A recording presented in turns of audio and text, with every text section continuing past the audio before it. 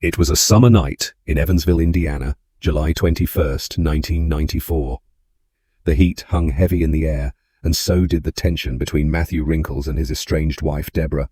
Their marriage had collapsed under the weight of drugs, paranoia, and anger. Debbie had moved out, taking their 2 children to live with her brother Tony Fulkerson and his wife Natalie. But Matthew couldn't let go. He called, he begged, he threatened, and that night he decided if he couldn't have her, no one would. Just after midnight, dressed in camouflage and armed with a .357 revolver, Wrinkles crept through the backyard of the Fulkerson home. Inside, the family slept peacefully, unaware of the horror that was coming. He kicked in the back door. Within seconds, the quiet suburban home became a slaughterhouse. Wrinkles shot Tony and Natalie Fulkerson dead in their bedroom, then found Deborah hiding in the hallway. 3 shots, 3 lives gone. The children ages 6 and 10 hid under their blankets, listening to the echoes of gunfire that ended their family forever. This is the story of Matthew Eric Wrinkles, a man consumed by jealousy, drugs, and rage, and the nightmare that would haunt Indiana for decades. Classification: murderer. Characteristics: parricide. Number of victims: 3. Date of murders: July 21st, 1994. Date of arrest: same day. Date of birth: January 3rd, 1960. Victim's profile: Debbie Wrinkles, WF31. His wife: Tony Fulkerson, WM28, brother of Debbie. Natalie Fulkerson, WF26, wife of Tony. Method of murder: shooting, .357 caliber handgun. Location: Vandenberg County, Indiana, USA. Status: executed by lethal injection in Indiana on December 11, 2009. After continuous marital problems with her husband, Matthew Wrinkles, Debbie moved out of the house with their 2 children, going to live with Debbie's brother Tony and his wife Natalie on Tremont Drive in Evansville. Twice in the past, Wrinkles had threatened Debbie with a gun. Soon after, Wrinkles filed for divorce. His mother was concerned about his behavior and had him committed. After 3 days of evaluation, he was released. In the next 2 weeks, despite a protective order in effect, Wrinkles went looking for Debbie. He showed up at her place of employment and at the homes of 2 of her friends dressed up in camouflage, demanding to see her. He was unsuccessful each time. On July 20th, 1994, Wrinkles, Debbie, and their attorneys met for a provisional hearing in their divorce proceeding. They reached an agreement to set aside the protective order and for Wrinkles to have visitation. They also agreed for Debbie to meet Wrinkles with the kids at a restaurant later that day.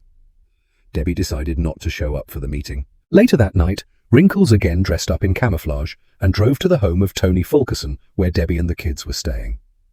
He parked a block away, cut the telephone wires, and kicked in the back door. He was armed with a .357 handgun and a knife. When he was finished, Natalie was dead on the front porch with a gunshot wound to her face. Tony was dead in the bedroom with 4 gunshot wounds to his face, hip, chest, and back.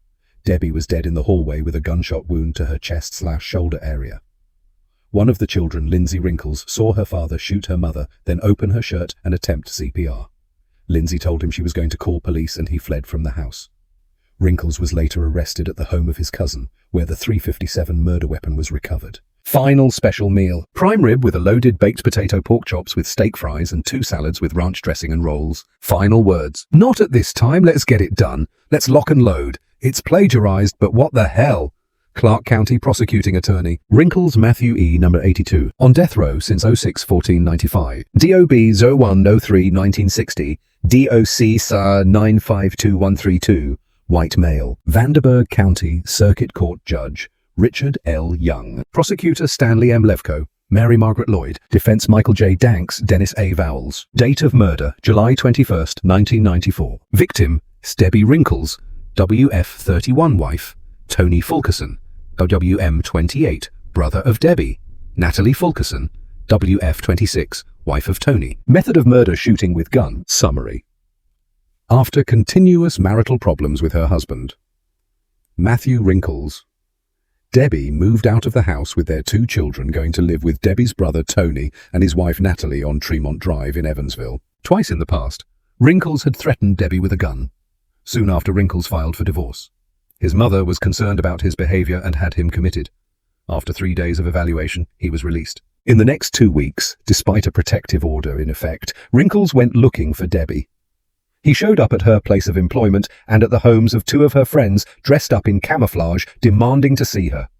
He was unsuccessful each time. On July the 20th, 1994, Wrinkles, Debbie and their attorneys met for a provisional hearing in their divorce proceeding. They reached an agreement to set aside the protective order and for Wrinkles to have visitation. They also agreed for Debbie to meet Wrinkles with the kids at a restaurant later that day.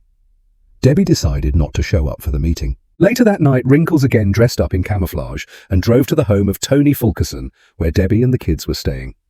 He parked a block away, cut the telephone wires and kicked in the back door. He was armed with a .357 handgun and a knife. When he was finished, Natalie was dead on the front porch with a gunshot wound to her face. Tony was dead in the bedroom with 4 gunshot wounds to his face, hip, chest and back. Debbie was dead in the hallway with a gunshot wound to her chest-shoulder area. One of the children, Lindsay Wrinkles, saw her father shoot her mother, then open her shirt and attempt CPR. Lindsay told him she was going to call police and he fled from the house. Wrinkles was later arrested at the home of his cousin, where the .357 murder weapon was recovered. Conviction: murder. Murder. Sentencing: June 14th, 1995.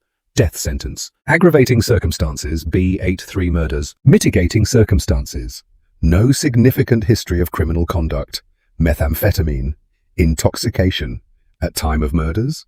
Extreme emotional disturbance. Grew up in dysfunctional family. Wrinkles executed at Indiana prison, December 11, 2009. Michigan City and A. Strapped to a gurney and hooked up to an IV, the death warrant was read to Matthew Eric Wrinkles just after midnight. Prison guards opened the blinds to an adjoining room so he and his witnesses could exchange a final look. When asked for his final words, Wrinkles said, "Not at this time, let's get it done. Let's lock and load, it's plagiarized, but what the hell." The man convicted of the July 1994 murders of his estranged wife and 2 of her relatives was set to die. The chemicals were pumped into his bloodstream with no complications. In seconds, he was unconscious. Minutes later, his lungs were paralyzed and his heart was stopped. Doctors pronounced Wrinkles dead at 12:39 a.m. Friday, he was 49. As his execution approached prison, officials said Wrinkles cooperated fully and complied with all instructions. He had a special meal on Tuesday night that was ordered from a Michigan City restaurant and consisted of 2 salads with ranch dressing rolls, prime rib with a loaded baked potato, and pork chops with steak fries. Both Tuesday and Wednesday night, Wrinkles requested and received doses of Ativan, an anti-anxiety drug, as many death row inmates do. On Thursday, Wrinkles chose to begin his last day by skipping breakfast. Throughout the day, he met for the last time with family and friends, as well as spiritual advisors. Among those he saw on Thursday were his daughter Lindsay Wrinkles and son Seth Wrinkles. He ate snacks and had a real connected time with his family members, according to Doug Garrison, the Indiana Department of Correction Communications chief. When his visitors left at 4 p.m., Wrinkles showered and then was moved to a holding room next to the execution chamber. There he made phone calls. Among them were calls to people he had come to communicate with in the Netherlands. He met again with spiritual advisors who left at 11 p.m., the hour they were required to do so. Stationed outside the room in which Wrinkles spent his final hour were 2 guards he had come to know. He knows them, and he may have even had some hand in selecting them, Garrison said. The list of those who would witness his execution was private, but Joe Cleary, one of Wrinkles' attorneys, said lawyers and spiritual advisors would be present. As his final moments slipped away, his victims' families, some of whom thought he should be executed, and others who preferred he live out his life in prison, waited. Some attended prayer vigils, others sat by their phones awaiting word of his death. In the late Thursday night and early Friday morning hours, the temperature outside the prison dipped to 12 degrees and the wind whipped off nearby Lake Michigan, keeping the number of protesters who often gather outside the prison before executions to a handful. Eric's case really shows that seeking the death penalty is the prosecutor's call, and it also has to happen in a county that has a pretty big budget. And it also helps if the victims are attractive.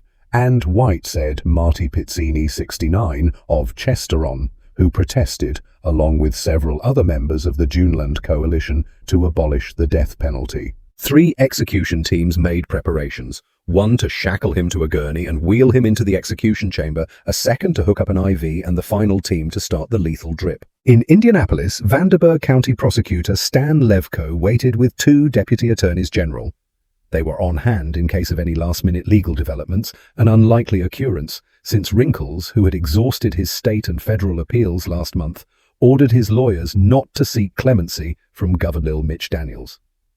Indiana Department of Correction Commissioner Edwin Buss waited at the Capitol as well. The team running the execution strapped Wrinkles to the gurney and hooked up the IV. The governor signaled to the team in Michigan City that no last-minute challenges had delayed the execution just after midnight. The death warrant was read to Wrinkles. Indiana began its first execution since Michael Lambert was put to death for murdering a Muncie police officer on June 15, 2007. First, sodium pentothal rendered Wrinkles unconscious.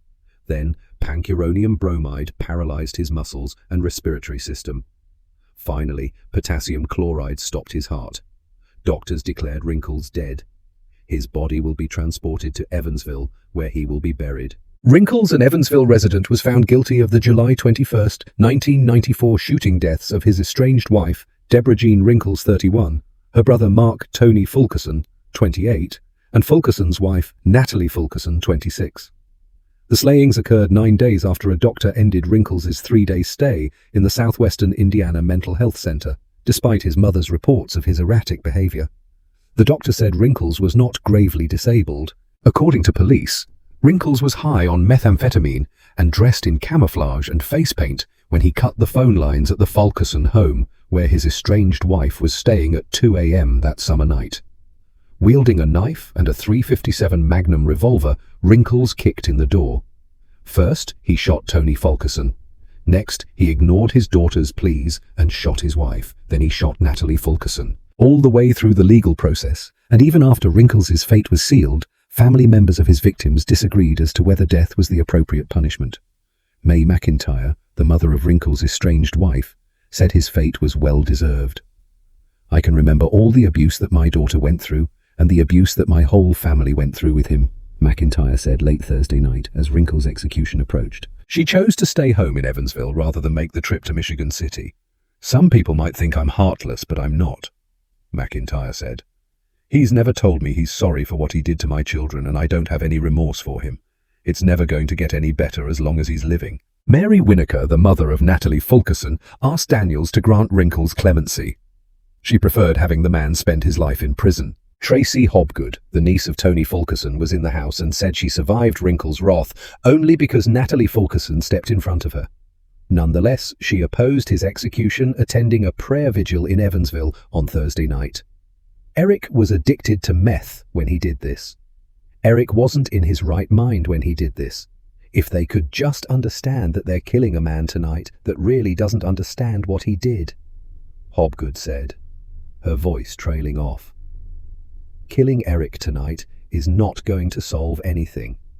Hobgood wrote Wrinkles a 21-page letter in March, telling him she had finally forgiven him and explaining why. "I forgave him because my faith allowed me to," she said. "I told him I would never forget, though." Before his death, Wrinkles provided a statement intended to serve as his final statement. "I wish I knew then what I know now. That is, as Einstein said, only a life lived for others is worth living. 15 years ago, I took the lives of people I loved, my wife, my friends. I did so voluntarily, taking drugs to the extent I became an addict of the worst kind. I caused enormous pain to many. I am not proud of the man I was, but I am no longer that man. In the past 15 years, I have come to grips with the extent of the harm I caused. Although tonight I pay for my actions with my life, it has been the last 15 years that has been the truth punishment. Living with the knowledge of the pain I caused was the severest punishment possible. Tonight my children lose their natural father. My friends lose me. My brothers grieve. More victims are created." As Albert Camus said, "To kill a man in a paroxysm of passion is understandable. To have him killed by someone else after calm and serious mediation and on the pretext of duty honorably discharged is incomprehensible." His daughter, Lindsay, Christmas, provided the following statement in handwritten form. "I have been contacted by several members of the media. I have been asked to give interviews. I chose to make this statement and ask the media to stop contacting me. Regardless of what my dad has done, he's still my dad. Having to relive this ordeal is tragic. Reliving the day I had to testify against my dad, which I did not want to do, but was forced upon me did and has affected my life and the relationship I haven't had with my father all these years. Recently, we have made peace within each other. I will go on with my life having peace within me, knowing God will take care of all of us. My father, Seth, and I have written a book titled Riding the White Line. If anyone wants to learn or know about my parents or circumstances, read the book when it is released. Now I pray that Dad is reunited in heaven, and this story shows a realization what drugs can do to themselves and others. And this country should abolish the death penalty. Our God is a loving God. He forgives all. State executes man who killed 3 December 11th, 2009. Michigan City. And an Indiana death row inmate who refused to request clemency was executed early today for the 1994 shooting deaths of his estranged wife and 2 of her relatives, saying he was not proud of the man I was, but I am no longer that man. Matthew Eric Wrinkles died from a lethal injection at 12:39 a.m. at Indiana State Prison in Michigan City, said Department of Corrections spokesman Doug Garrison. Authorities said Wrinkles was on methamphetamine when he cut the phone lines, broke into his brother-in-law's Evansville home, and killed his wife, her brother, and her sister-in-law in July 1994. Tonight, my children lose their natural father, my friends lose me, my brothers grieve, more victims are created, Wrinkles wrote in his final statement. As Einstein said, only a life lived for others is worth living. Moments before his death, he said, "Let's get it done. Let's lock and load. It's plagiarized, but what the hell?" Wrinkles didn't pursue any last-minute appeals or efforts to save his life. Thursday, the 49-year-old inmate had told his attorneys not to make any such efforts, and they agreed to abide by his wishes. Indiana Public Defenders Council Executive Director Larry Landis, a spokesman for the attorneys who represented Wrinkles, said the inmate was tired of fighting and had resigned himself to death. Wrinkles was convicted of murdering his wife, Deborah Jean Wrinkles, 31, her brother, Mark Tony Fulkerson, 28, and Fulkerson's wife, Natalie Chris Fulkerson, 26. Wrinkles' adult daughter, Lindsay Christmas, issued a handwritten statement that said she recently made peace with her father. "Regardless of what my dad has done, he's still my dad," she wrote. "I will go on with my life having peace within me." Deborah Wrinkles' mother, May McIntyre, said in an interview after the execution that he only recently began showing remorse. "I thought it was a little bit late, him saying the things he did. He could have said that a long time ago, but he waited until the end," she said. "I'm going to try to start my life over after 15 years and try to have a better life." The killings came just days after Wrinkles' mother tried to have him committed due to his erratic behavior, but was told he didn't meet the criteria. He had been briefly hospitalized at a different hospital about 2 weeks before the killings, but was released after a psychiatrist determined he was not gravely disabled, according to records from a 1999 court hearing. Authorities say Wrinkles was high on methamphetamine when he cut the phone lines to the Fulkerson home about 2 a.m. on July 21, 1994. He was wearing camouflage clothes and face paint and armed with a gun and a knife when he kicked open the door of the home where his estranged wife and children were staying. Wrinkles shot Mark Fulkerson in front of Fulkerson's 3-year-old son, then shot Deborah Wrinkles as their daughter pleaded for her mother's life. Finally, he shot Natalie Fulkerson in the face. "I am not proud of the man I was, but I am no longer that man," Wrinkles wrote in his final statement. Wrinkles has said the killings wouldn't have happened except for his methamphetamine addiction and his fear he would never see his children again. But McIntyre has said Wrinkles abused her daughter long before he killed her. Defense attorney Joanna Green said that wasn't the man he knew. "During the time he's been on death row, he's obviously not taking drugs," Green said. "While there's not a lot a person can do on death row to make up for their crimes, he has done what he can." Outside the prison, a half-dozen members of the Duneland Coalition to abolish the death penalty bundled up against the frigid cold Thursday night to protest. They beat drums and carried signs calling for a state moratorium on capital punishment, including one that read, "The state is not the angel of death." The drum beats could be heard inside the prison. They were meant to support Wrinkles, said leader Marty Pizzini, 69, of Chesterton, who has been protesting executions at the prison for 20 years. Wrinkles' execution was Indiana's first in more than 2 years. Before Wrinkles, the last person put to death in Indiana was Michael Lambert, who was executed in June 2007 for fatally shooting a Muncie police officer 16 years earlier. Indiana inmate executed for 1994 triple murder. Friday, December 11th. Matthew Eric Wrinkles' children spent the last 15 years knowing their father as a murderer who, while high on methamphetamine, cut the phone lines of their uncle's home, kicked in the door, and shot their mother. Wrinkles, also convicted of killing his wife's brother and sister-in-law, wanted to reconcile with his two children and met with them before he was executed early Friday at the Indiana State Prison, his attorney said. His daughter was 14 when she pleaded for her mother's life before witnessing the shootings July 21st, 1994. "Regardless of what my dad has done, he's still my dad," Lindsay Christmas, now 28, said in a handwritten note released shortly after her father died. "I will go on with my life, having peace within me." His 21-year-old son, Seth Wrinkles, did not release a statement, but was with his sister at the prison in Michigan City, about 40 miles east of Chicago along Lake Michigan, said defense attorney Joanna Green. She said Matthew Wrinkles wanted to make peace with his children. That was his prime concern, Green said. Wrinkles, 49, died from a lethal injection at 12:39 a.m. while strapped to a gurney inside the State Prison Department of Corrections, spokesman Doug Garrison said. Wrinkles didn't pursue any last-minute appeals or efforts to save his life. Wrinkles shot his wife, Deborah Jean Wrinkles, 31, after shooting her brother Mark Tony Fulkerson, 28, in front of Fulkerson's 3-year-old son. He then shot Fulkerson's 26-year-old wife Natalie in the face. "I am not proud of the man I was, but I am no longer that man," Wrinkles wrote in his final statement. "Tonight my children lose their natural father. My friends lose me. My brothers grieve. More victims are created," Wrinkles added. "As Einstein said, only a life lived for others is worth living." Moments before his death, he said, "Let's get it done. Let's lock and load. It's plagiarized, but what the hell?" His mother-in-law hasn't forgiven him. She said he only recently began showing remorse. "I thought it was a little bit late, him saying the things he did. He could have said that a long time ago, but he waited until the end," May McIntyre, 79, said shortly after the execution. But she said she was glad for the children's sake that they finally reconciled with their father. McIntyre said Wrinkles had blamed his daughter for testifying against him at trial, something Christmas said she did unwillingly. "Those children need to go on," McIntyre said.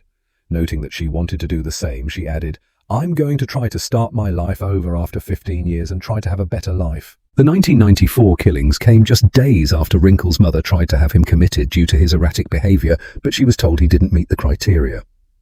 He had been briefly hospitalized at a different hospital about 2 weeks before the killings, but was released after a psychiatrist determined he was not gravely disabled, according to records from a 1999 court hearing. Authorities said Wrinkles was high on methamphetamine when he cut the phone lines to the Fulkerson home about 2 a.m.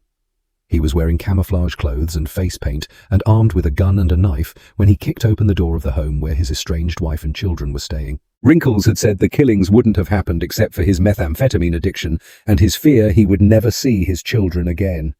But McIntyre has said Wrinkles abused her daughter long before he killed her. Wrinkles apologized to family members on an episode of The Oprah Winfrey Show that aired last month. His nieces and nephew said they forgave him and didn't want him to die. Outside the prison, a half-dozen members of the Duneland Coalition to abolish the death penalty bundled up against the frigid cold Thursday night to protest. They carried signs calling for a state moratorium on capital punishment and beat drums that could be heard inside the prison. The drums were meant to support Wrinkles, said leader Marty Pizzini, 69, of Chesterton, who has been protesting executions at the prison for 20 years. Wrinkles' execution was Indiana's first in more than 2 years. Before Wrinkles, the last person put to death in Indiana was Michael Lambert, who was executed in June 2007 for fatally shooting a Muncie police officer 16 years earlier. Wrinkles executed for 1994 murders. December 11, 2009, Michigan City in WFIE. Eric Wrinkles has been put to death 15 years after the murders of his estranged wife and 2 of her relatives. He died by lethal injection just after 12:30 Friday morning. Wrinkles spent his final few hours visiting with family and clergy members. Prison officials in Michigan City say he also made more than a dozen phone calls, some to people as far away as the Netherlands. Wrinkles was convicted of breaking into his brother-in-law's Evansville home in July 1994. He was wearing camouflage and face paint when he shot his wife Deborah Jean Wrinkles, her brother Mark Tony Fulkerson, and Fulkerson's wife Natalie Chris Fulkerson. In a written statement, Wrinkles reflected on the events that left him sentenced to death. 15 years ago, I took the lives of people I loved, my wife, my friends. I did so voluntarily after taking drugs. to the extent I became an addict of the worst kind. I caused extensive pain to many, said the statement. Inside the execution chamber, Wrinkles' death warrant was read and a deadly cocktail of 3 drugs was injected through IV lines. Lindsay Christmas, one of Wrinkles' children, witnessed his execution and released the following statement. Regardless of what my dad has done, he's still my dad. Having to relive this ordeal is tragic. Her statement goes on to say that she didn't want to testify against her father and that it has affected my life and the relationship I haven't had with my father all these years. Recently we have made peace within each other. I will go on with my life, having peace within me. For the rest of the prison population here at Michigan City Prison, life goes back to normal. Their lockdown status was lifted at 12:00 p.m. and the prison is now back open as normal. Wrinkles is the first Indiana death row inmate to be executed since 2007. Wrinkles' last words before his execution. Let's lock and load. December 11, 2009. At 12:39 a.m. this morning, convicted killer Matthew Eric Wrinkles was officially pronounced dead after a lethal injection execution at Indiana State Prison in Michigan City. Late last night, I met about a dozen protesters in the bitter cold who demonstrated against the execution, the first in this state since 2007. Inside the prison before his lethal injection, Wrinkles was asked if he wanted to make one last oral statement. He replied, "Not at this time, let's get it done. Let's lock and load. It's plagiarized, but what the hell." His last written statement was, "I wish I knew then what I know now. That is, as Einstein said, only a life lived for others is worth living. 15 years ago, I took the lives of people I loved, my wife, my friends. I did so after voluntarily taking drugs to the extent I became an addict of the worst kind. I caused enormous pain to many. I am not proud of the man I was. But I am no longer that man. In the past 15 years, I have come to grips with the extent of the harm I caused. Although tonight I pay for my actions, my life, it has been the last 15 years that has been the true punishment. Living with the knowledge of the pain I caused was the severest punishment possible. Tonight, my children lose their natural father. My friends lose me. My brothers grieve. More victims are created. As Albert Camus said, to kill a man in a paroxysm of passion is understandable. To have him killed by someone else after calm and serious mediation and on the pretext of duty honorably discharged is incomprehensible. Impossible to forgive. After 15 years, mother can't forgive killer who took son, daughter, daughter-in-law 10:05:09, Evansville. The last time Mae McIntyre saw Eric Wrinkles, he was being sentenced for the murder of her son, daughter, and daughter-in-law. That was 15 years ago, but she still remembers his radical, almost seemingly careless courtroom demeanor all too well. After seeing Wrinkles again via satellite as a guest during a recent taping of Oprah after all those years, she didn't see much of a change. He wasn't as angry, but he was still trying to lie to make himself look good, she said. To me, he was the same guy that he used to be. He apologized to the kids, but he's never said anything to me. In the early morning of July 21st, 1994, Wrinkles shot and killed his wife Deborah Jean Wrinkles, 31, her brother Mark Tony Fulkerson, 28, and Fulkerson's wife Natalie Chris Fulkerson, 26. Wrinkles is on death row at the Indiana State Prison in Michigan City. An execution date has not been set. 2 weeks ago, survivors of the shootings and the victims' family members were invited to Chicago to tape a segment of Oprah and speak to Wrinkles via satellite. McIntyre said her granddaughter Tracy Hobgood, who was in the home at the time of the shootings, wrote the show a letter explaining that she wanted to tell Wrinkles she forgave him. McIntyre, now 79, underwent risky open-heart surgery in April. Out of fear of her health, her son cautioned her not to go on the show, but she said she had to get some things off my chest. I wanted to face him and tell him things that I haven't had a chance to tell him. While many of the guests who appeared on the show have forgiven Wrinkles, McIntyre does not. Nor does she oppose him being sentenced to death. She feels it would not only be justified, but also would provide her and others with closure. I'd just like to see this thing over so people can go on with their lives, she said. People have asked me, can you sit there and see him get executed? And I say, yes, I can. Though her remarks may seem harsh, she adds that Wrinkles terrorized her family long before the killings. He had a history of drug abuse, made threats to her family, and often physically abused McIntyre's daughter. When Deborah Wrinkles went to her brother's house to seek refuge from Wrinkles' abuse, Wrinkles killed her and the 2 others in front of their own children. He told her, "You better be smiling today, because you won't be smiling tomorrow," McIntyre said. I can't forgive a man like that. There's just nothing good about him. Like McIntyre, Mary Winicky hadn't spoken to Wrinkles since he was convicted of the murder of her daughter, Natalie Fulkerson. However, she had a different message for Wrinkles. Although Winicky said Wrinkles should be held accountable for his crimes, she doesn't believe the death penalty is the Christian response. In fact, over the summer, Winicky began a letter-writing campaign to Governor Mitch Daniels' office, asking that Wrinkles' sentence be commuted to life in prison and to end the death penalty altogether. At the beginning of the show, Winicky sat in the audience near McIntyre as Winfrey joined Winicky's grandchildren Kim Dillman and Matthew Hoyk, survivors of the shooting's center stage. Not long after, a live satellite feed of Wrinkles popped onto a nearby screen. His son Seth was at his side. He looked older and yet not much different from what Winicky expected. In court, Winicky said Wrinkles was dark-complected and looked fantastic. "When I saw him in court, I was hurt, because I thought, you look so good and I hurt so bad," she said. But just as 15 years on death row has changed Wrinkles' physical appearance, it also has changed the way Winicky looks at Wrinkles. Since the trial, Winicky has forgiven Wrinkles, and as a devout Catholic, she prays Wrinkles will ask for God's forgiveness. Getting to that stage, though, proved to be an effort of both time and faith, she said. "At first, you're in shock and you're hurt and life is just so confusing. I couldn't even think how to cook an egg. But then as life went on, I looked inside of myself and realized that in order to go forward, I had to forgive him." Winicky didn't plan to speak to Wrinkles during the taping, but as the show went on, she felt compelled to tell him she forgave him. But in return, she wanted something more than a personal apology from Wrinkles.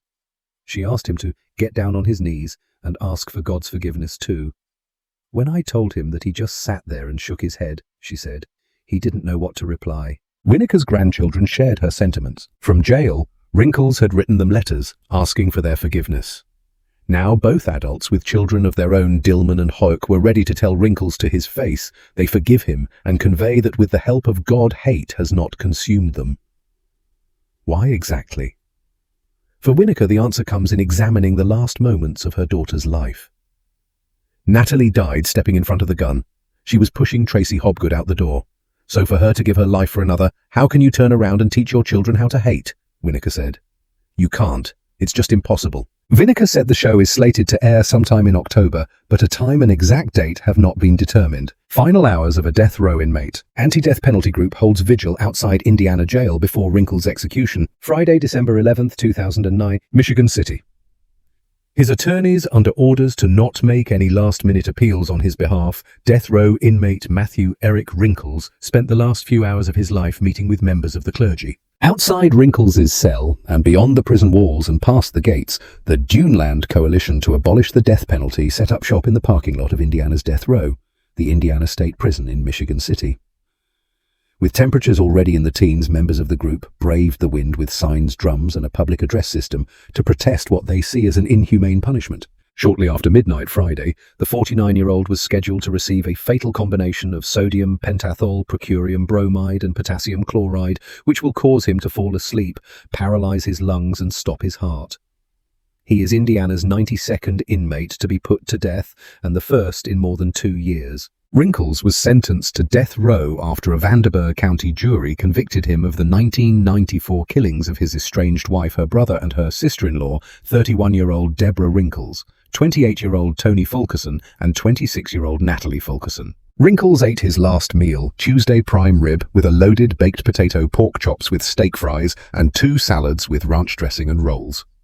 In the hours leading up to the execution, Wrinkles was allowed to visit with family and friends. At 4 p.m. Thursday, he was taken to a holding cell where he met with a spiritual advisor and made phone calls. Outside the jail, the Duneland Coalition held candles and lights, and one by one they stood behind the microphone offering their beliefs.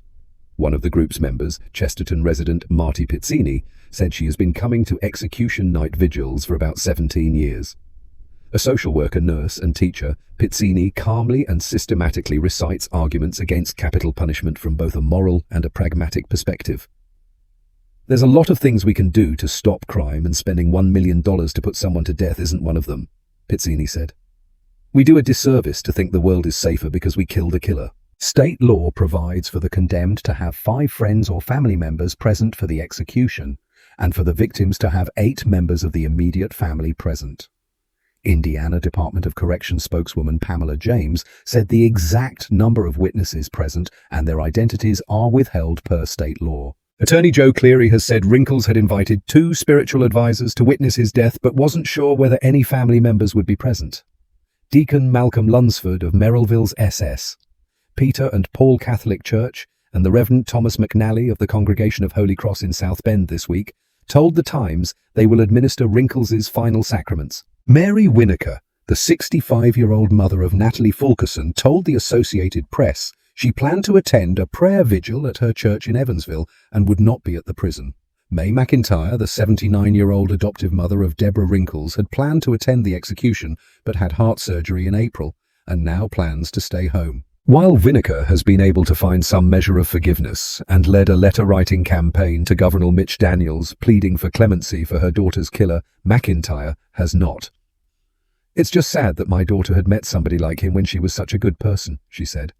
"I don't like to see nobody die, but when they do something like he did, I don't see why he should live." Wrinkles' death is Indiana's first since June 2007, when the state executed Michael Lambert after a 1991 conviction for fatally shooting Muncie police officer Greg Winters in the back of the head. Indiana has 16 prisoners on death row, and all but 1 are housed at the Indiana State Prison in Michigan City.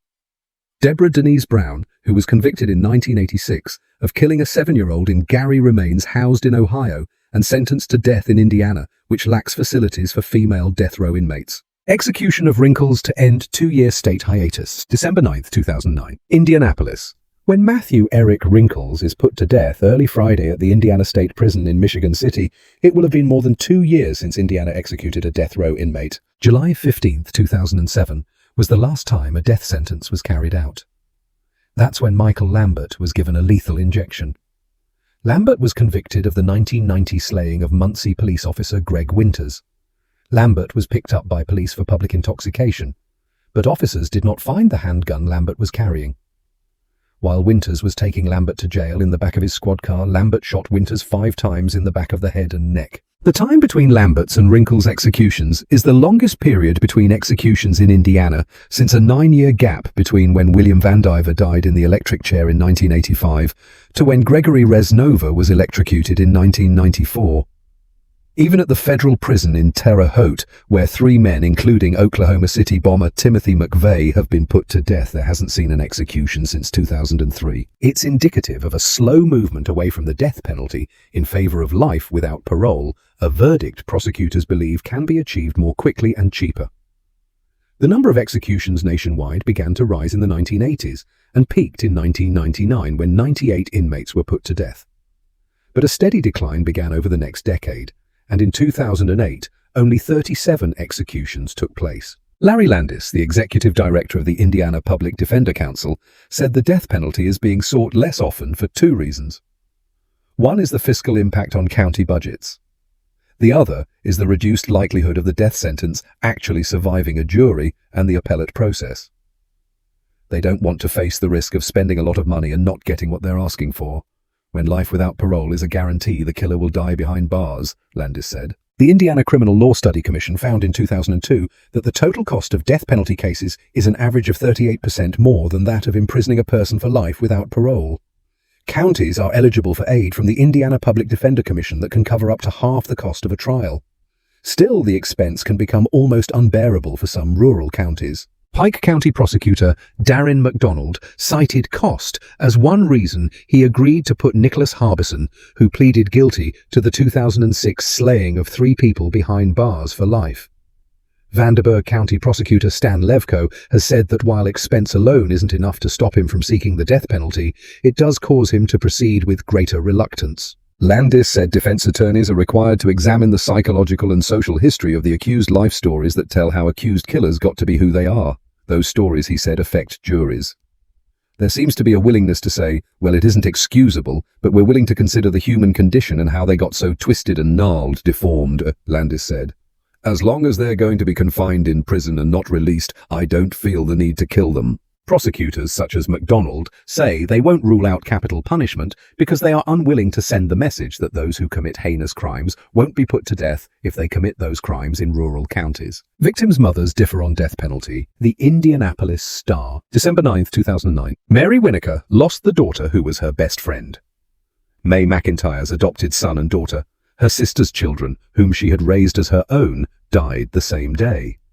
But the two Evansville Ind women who've lived with their losses for 15 years are starkly divided over whether Matthew Eric Wrinkles should pay the ultimate price for his crimes. Wrinkles, 49, is scheduled to be executed by lethal injection before dawn Friday at the Indiana State Prison in Michigan City. He has exhausted his appeals in state and federal courts and last month declined to request clemency from Governor Mitch Daniels. His attorneys say they don't intend to file any legal action that would contradict his wishes. Winnaker, a Catholic, opposes the death penalty and thinks Wrinkles should stay behind bars for the rest of his life. McIntyre wants him dead. Everybody says May let it go, because it's over with, McIntyre said. But I don't see why he should live as much trouble as he caused the families. Wrinkles declined an Associated Press request for an interview. Defense attorney Joanna Green said Wrinkles had changed while in prison. While there's not a lot a person can do on death row to make up for their crimes, he has done what he can, Green said. That doesn't change anything for McIntyre and Winnaker. Deborah Jean Wrinkles, McIntyre's daughter and Wrinkles' wife, died July 21, 1994, along with her brother Mark Tony Fulkerson and his wife Natalie, Winnaker's daughter. Their murders occurred just days after Wrinkles' mother had tried to have him committed because of his erratic behavior. Court records show Wrinkles had been briefly hospitalized about 2 weeks before the killings, but was released after a psychiatrist determined he was not gravely disabled. Doctors told his mother he didn't meet the criteria for a second commitment. Deborah Wrinkles and her children were staying at the Fulkersons' home when Wrinkles climbed over a fence about 2 a.m. and cut the phone lines. Court documents show he was wearing camouflage clothes and face paint and armed with a gun and a knife when he kicked open the door of the home where his estranged wife was staying. Wrinkles shot Mark Fulkerson in front of Fulkerson's 3-year-old son, then shot Deborah Wrinkles as their daughter pleaded for her mother's life. He shot Natalie Fulkerson in the face. Winnaker, 65, says her daughter stepped in front of Wrinkles' gun to keep a 19-year-old relative from being shot. That's one reason she led a letter-writing campaign to Daniels pleading for clemency for her daughter's killer. She died giving her life for another. How could they take another life in her name, she asked. She said she has always opposed the death penalty for religious reasons, but that her daughter's death crystallized her opposition. Every time I say that I am against the death penalty, I stop and think, do I really mean it? She said. I face it every time. I face the pain. I face the loss of my daughter. But I know that it is right. McIntyre, 79, hasn't been able to find forgiveness. She said Wrinkles abused her daughter, who supported the family by managing a bread store long before he killed her. He claimed he was on drugs, and that caused it all, but he had been that way all his life, she said. It's just sad that my daughter had met somebody like him when she was such a good person. I don't like to see nobody die, but when they do something like he did, I don't see why he should live. Attorney Joe Cleary said Wrinkles had invited 2 spiritual advisors to witness his death, but wasn't sure whether any family members would be present. McIntyre and Winnaker won't be. Winnaker likely will attend a prayer vigil at her church in Evansville. May McIntyre had planned to attend the execution, but had heart surgery in April and now plans to stay home.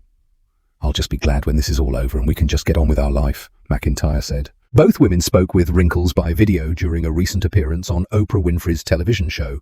Winnaker urged Wrinkles to ask God for forgiveness. She said she still hopes he does that before he dies. McIntyre said she's heard enough.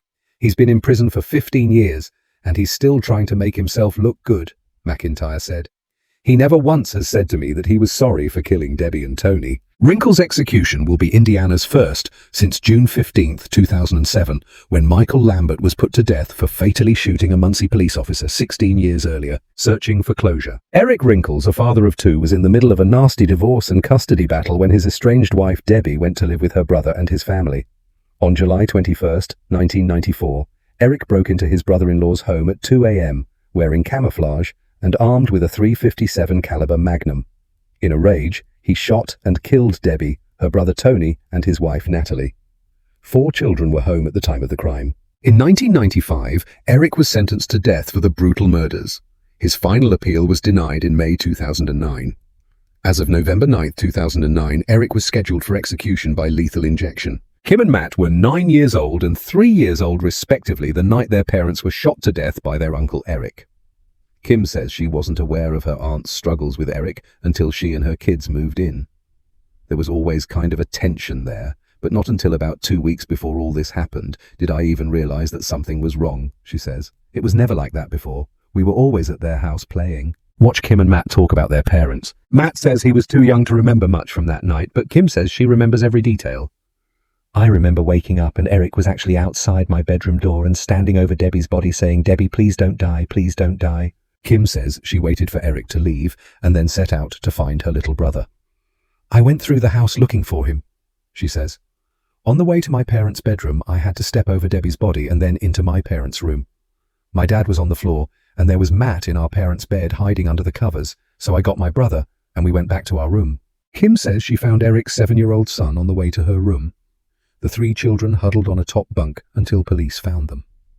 "They covered my brother's eyes and my cousin Seth's eyes and they told me to cover my eyes," she says.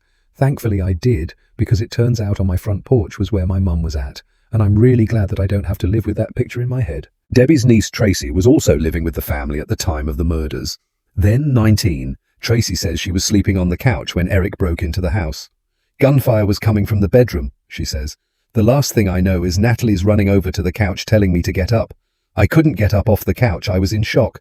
She said, 'You have to get up.'" Tracy says she didn't want to leave the house without Natalie. As they heard Eric coming closer, Tracy says Natalie pushed her out the door. "She was protecting me from him because she said, 'There he is, go get help,'" she says. "Natalie took the bullet that was meant for me. Natalie saved my life and gave hers up." Though her life was spared, Tracy says a part of her died that night.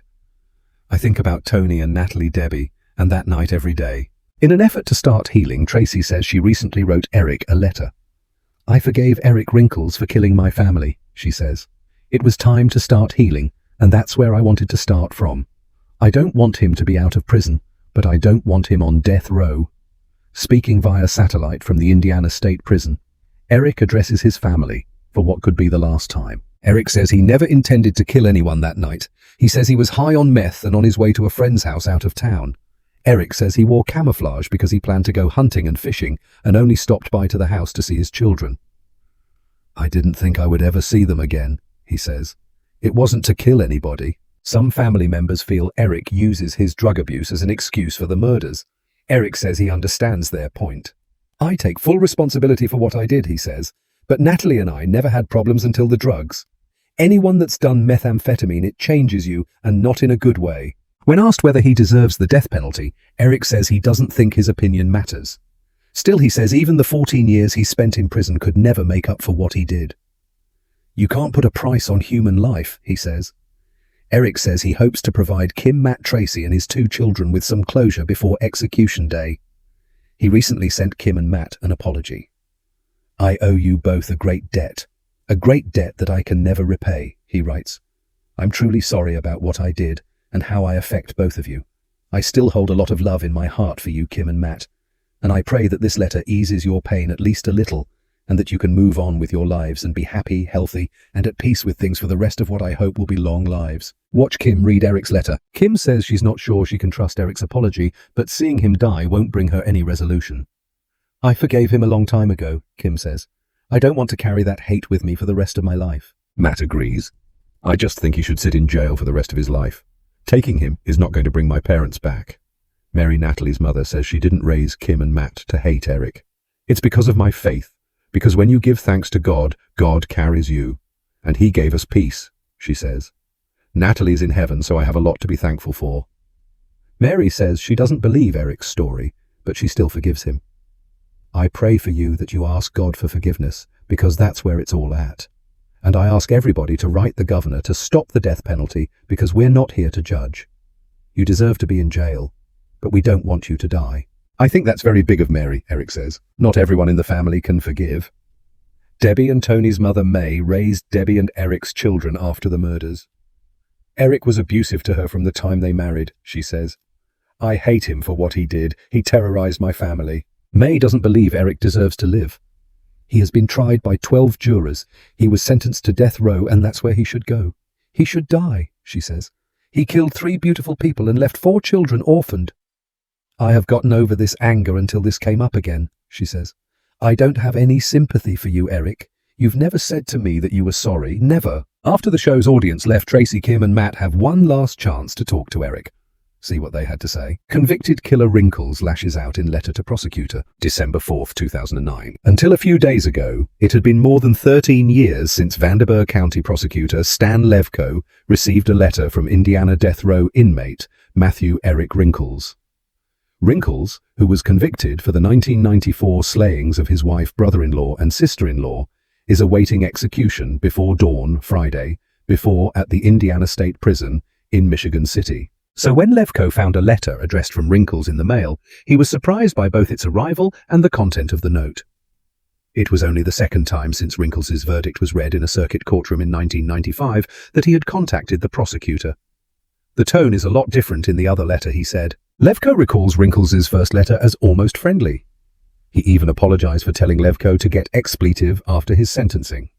But he didn't share that tone in his most recent correspondence, which he also mailed to the Courier and Press. In the most recent letter, Wrinkles writes that Levko orchestrated and then manipulated testimonies during the trial. He also questions the prosecution's decision to pursue the death penalty after he offered to plead guilty to his crimes, adding that his conviction was simply another W in the win column for the prosecutors. But 14 years after the verdict was read, Levko has no doubts or regrets about his decision to seek the death penalty. Why exactly? The answer comes in reviewing the initial wishes of the victim's family, Levko said. Before the trial, Levko said only one of the victim's family member was against the death penalty, which left nearly 8 survivors and family members in favor of putting Wrinkles to death. And then there was the nature of the crime to consider, he added. My inclination was to file for the death penalty. Their input just solidified things for me, Levko said. I thought for a triple murder, and the way that he killed those people, I thought he deserved it. On the night of execution, Levko will be in Indianapolis with Assistant Attorneys General awaiting either a possible call for a last-minute grant of clemency from Governor Mitch Daniels or the verification of Wrinkles' death. Wrinkles has declined a request for an interview. Murders leave only memories. Wrinkles ended some lives, altered others. December 6, 2009. Watching the 4th of July fireworks on the Evansville riverfront was a tradition for the family of Tony and Natalie Fulkerson. Their daughter, Kim Dillman, recalled recently the family of 4 would spend much of the holiday there. She, her younger brother, and her parents would sit on the riverfront with a bucket of fried chicken in their laps. With their greasy fingers, they would point out a patchwork of bright colors illuminating the night sky. We'd get down there at like 2 in the afternoon and we'd be there all day. We'd sit there and we'd play and we'd eat ice cream, Dillman said. It was just great. But that tradition ended in July 1994, the last time the family celebrated a holiday together. Less than 3 weeks later, Matthew Eric Wrinkles broke into the Fulkerson home. Dressed and painted in camouflage and armed with a .357 Magnum revolver, Wrinkles shot and killed the couple along with his estranged wife, Deborah Jean. Wrinkles, 31, who was Tony Fulkerson's sister. Dillman was 9 at the time of the shootings and her brother Matthew was 4. Her mother was 26 and her father was 28 at the time of their deaths. Wrinkles is scheduled to be executed before dawn on Friday at the Indiana State Prison in Michigan City. For the last 15 years, the survivors and victims' family and friends have attempted to find solace in lasting memories, old photographs, or character-defining anecdotes. We started living that day, said Mary Winokur, mother of victim Natalie Fulkerson. Winokur cared for Kim and Matthew after the murders. I mean, we had our pictures up. Matthew and Kim had their pictures up. We had our Christmas ornaments up and they had theirs. We just went ahead and lived our days, even though everything was a challenge. Just a few short years after the death of his parents, a young Matthew Fulkerson carried the crucifix that was displayed during the funeral on his father's coffin into his kindergarten class. Each student had one item from or about their parents to show in front of the class. He went in front of the class and he said, "My name is Matthew and my mummy and daddy were murdered," Winokur recounted. He then told the story about the night that changed his life. The teacher said, "I couldn't hardly handle it, but Matthew did such a beautiful job," Winokur said. Maybe it was the perseverance of his father or the strong will of his mother. But nonetheless, there was a piece of his parents in Matthew, Winokur said. She describes her daughter and son-in-law as an ordinary couple, people who worked hard to love and provide for their children. She was opinionated with her ideas, and yet he had his ideas, and they just kind of blended together, you might say. Where one led off, the other picked up, she said. Natalie Fulkerson was a Mater Dei graduate and she worked as a teller at the Northside Citizens National Bank from February 1990 until she resigned in October 1993. After that, she worked as a secretary at the Electrical Workers Union at 2411 N Lafayette Ave. Though Dillman said people tell her that she resembles her mother both in appearance and character, she never knew her parents as anything other than mom or dad. And she couldn't share the milestones of graduating from high school, having her first child, or getting married with either of her parents. When I was pregnant, I couldn't call my mum on the phone and ask, "Is this normal?" she said. After the death of her grandfather, she visited the attic of the grandparents. Over the years, they had accumulated clothes, scrapbooks, and other items from Natalie and Tony Fulkerson. Dillman flipped through a scrapbook the couple kept in high school. It contained old love notes from one parent to the other. There was one little coupon in there that said, "One free kiss just for you," she said. It was just full of these cute little sentiments for each other. At 16, Natalie Fulkerson became pregnant with Dillman. In school, rumors of the teen's pregnancy began circulating throughout the hallways. It was true, but Fulkerson wasn't the type to put up with being the subject of rumors or to duck out on her future obligation as a mother. One day in class, Natalie stood up and said, "Yes, it's true. I'm pregnant." "Now you all know and we can get on with our lives," Vinegar said. And after having her daughter, she never tried to hide her, and it wasn't uncommon for the young mother to bring the young infant to classes or even after-school activities, Vinegar added. "She was a great mom," Vinegar said. "I thought if I can be half the mom that she was, then I know that I'm a good mother." Tony Fulkerson was employed at Smith & Butterfield Office Products and was a 1984 graduate of Central High School. He married Natalie the day she turned 18. "You can see they look pretty happy there," said May McIntyre, as she pointed to a picture of the couple that was taken in 1990, 4 years before their deaths. The 80-year-old Evansville woman has pictures of all the kids she's raised, including pictures of her daughter Debbie Wrinkles and son Tony Fulkerson. She adopted Tony Fulkerson when he was 2 months old, and she became the legal guardian of Debbie Wrinkles when she was 4 years old. As a mother, she respected her children and didn't bother with their lives much. And as they grew older, they visited for holiday dinners, where McIntyre would cook favourite dishes for them. Tony'd always say, "Well, if you're going to have barbecue, I'll come," she said. "And it's funny, but that's one of the memories that I still have." She also remembers Tony Fulkerson as a handy person who could make or work with anything. While working at a construction site, he retrieved scrap wood and built his family kitchen cabinets. "Before everything happened, he had that house looking really good," she added. Deborah Wrinkles was a 1980 graduate of Central High School and later managed the bread store at Colonial Bakery. After work, McIntyre said it was typical of her to give excess bread to the Evansville Rescue Mission. "She was a sweet person, and I don't think you can find one person in this town that didn't like Debbie," she said. Her childhood friend Ramona Birch agrees with McIntyre. The two were friends since they were 10 years old. "She was kind-hearted, soft-spoken, and she always had a smile on her face," she said. Birch still carries a picture of Wrinkles in her wallet. It's her high school senior photo, and she's wearing a pink shirt and sporting a hairstyle reminiscent of Farrah Fawcett at the time. It's her favourite picture of her friend, and Birch said it's the most accurate of Deborah Wrinkles. "What you see in that picture, that's the way she was all the time," she said. Death row offender Wrinkles waives clemency. Michigan City, Indiana, November 16, 2009. The Indiana Parole Board received communication from Matthew Eric Wrinkles' docket number 952132 attorneys today. Wrinkles was provided notice of his legal rights to clemency on Monday, November 9, 2009, by the Indiana Parole Board. Wrinkles was briefed as well by his attorneys via telephone and letter as to his rights to clemency, and subsequently today authorized his attorneys to waive the clemency process. The Indiana Parole Board received both written and telephonic communication today, November 16, 2009, from the attorneys representing Matthew Eric Wrinkles advising he had waived his right to clemency. The waiving of the right to clemency terminates the statutory responsibility of the Indiana Parole Board.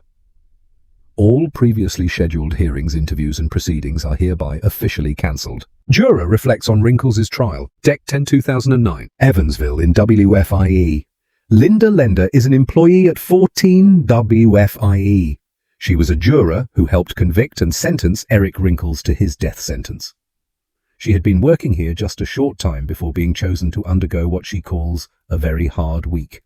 In fact, she says it was a week she will never forget. For those 7 days in May of 1995, Lender says she saw and heard things you could only expect from a movie.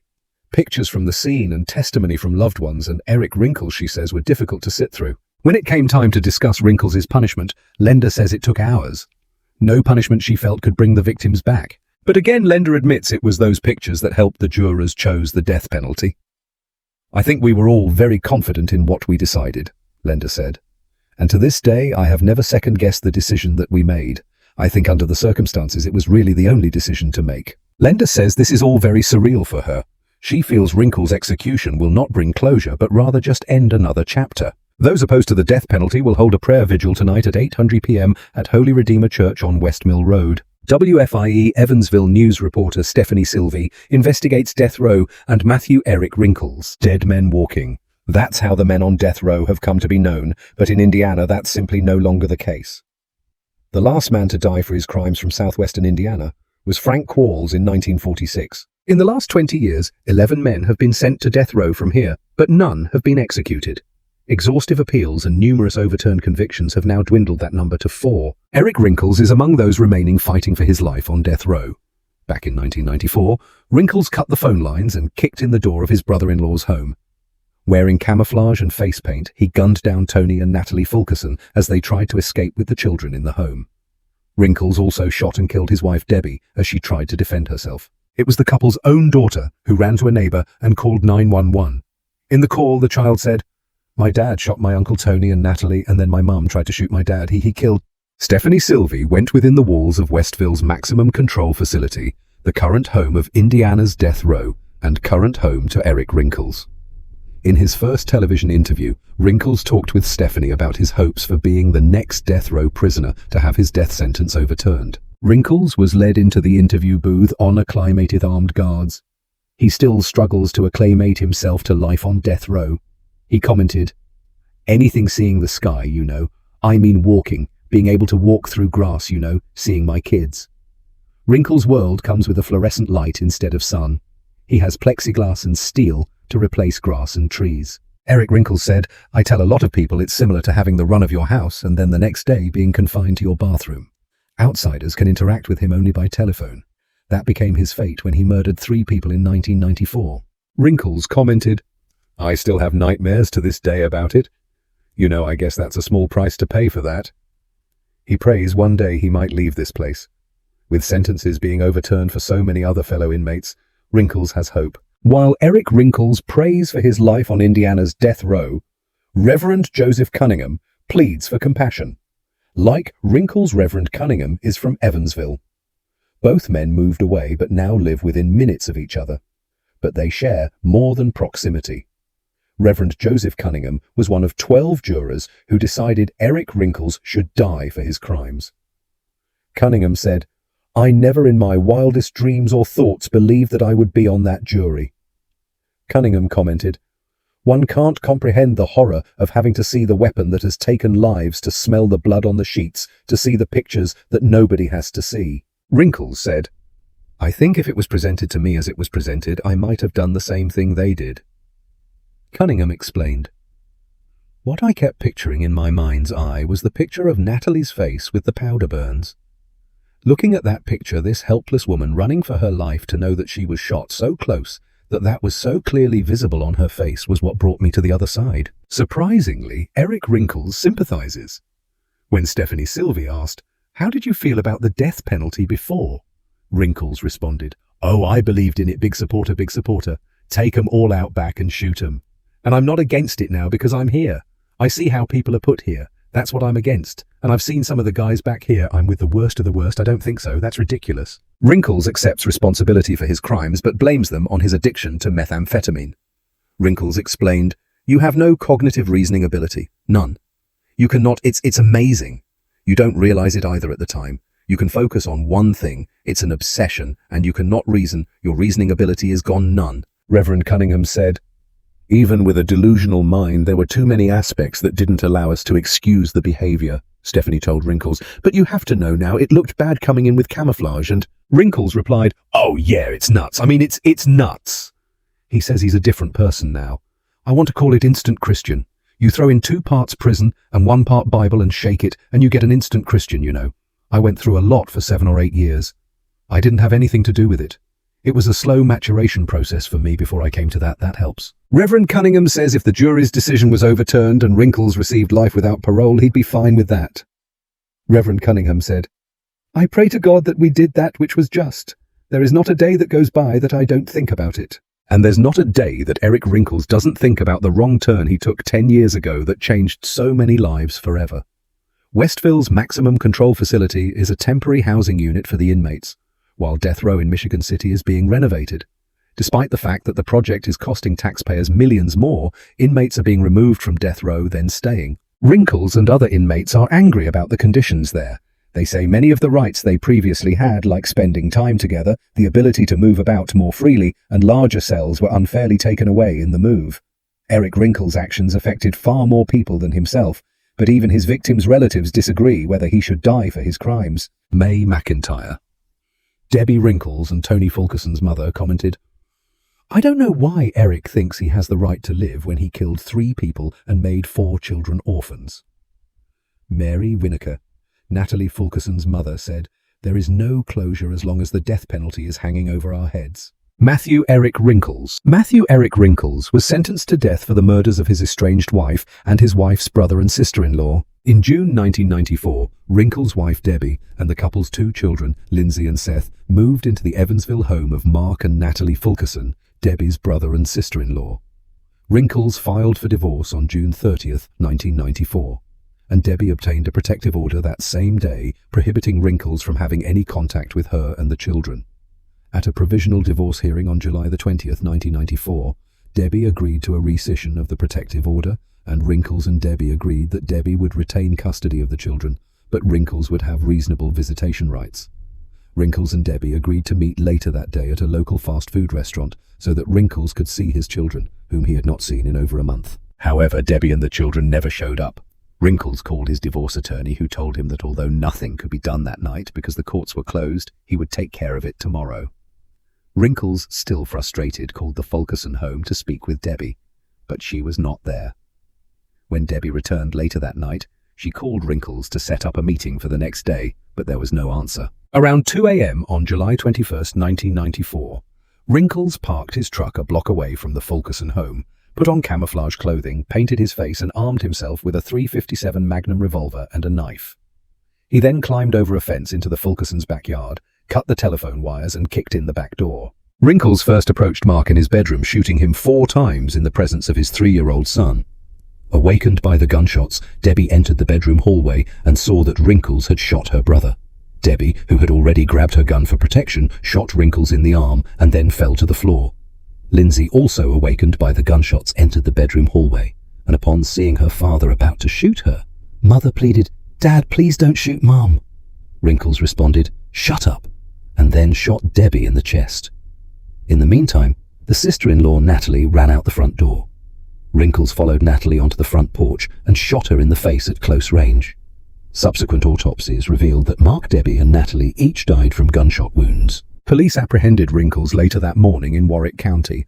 The trial was held on May 15th and 19th, 1995. The defense theory at trial was that because of a combination of Debbie depriving Wrinkles of access to his children and his methamphetamine addiction, Wrinkles broke into the Fulkerson home to get his children and shot the victims only after Debbie shot him, and the other victims pointed guns at him. The jury found him guilty as charged. The penalty phase was held on May 20th, 1995, and the jury returned a recommendation of death. A month later, the trial court, finding that the multiple murder aggravator outweighed the mitigators, imposed the death penalty. After the murders, Wrinkles fled and was captured days later, covered in dirt and wearing camouflage. He claimed he was out of his mind, fueled by methamphetamine and heartbreak. But the court saw no madness, only cruelty. In June 1995, he was sentenced to death for the murders of Debbie, Tony, and Natalie. For 15 years, he sat on death row, painting, writing, and finding religion. But when his final day came, he refused clemency. On December 11, 2009, Matthew Wrinkles was executed by lethal injection at the Indiana State Prison. His last words were simple: "I'm sorry, I'm not the man I used to be." Outside, the families of his victims wept. Some found peace. Others said forgiveness was impossible. Wrinkles' case became one of the most haunting in Indiana's history, not only for the brutality of the murders, but for the portrait of a man who spiraled from love to destruction. If you found this story powerful, don't forget to like, subscribe, and turn on notifications for more real-life true crime stories that explore the darkness behind human emotion.